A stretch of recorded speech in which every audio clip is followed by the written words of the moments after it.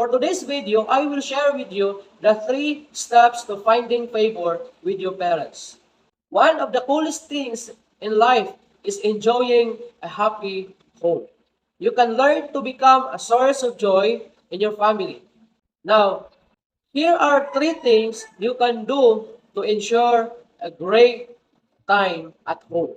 First, choose to obey your parents immediately, whether you like it or not. You're eventually going to have to do it, right?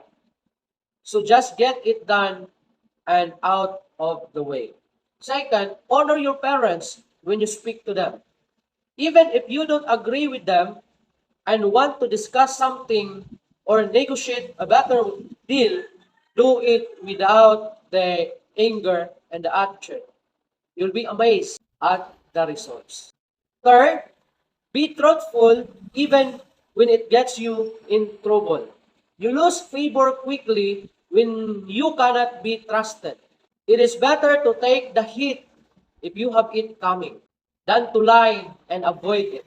Lies are eventually uncovered, and the consequences are much more damaging than telling the truth and would have been. Thank you, and God bless everyone.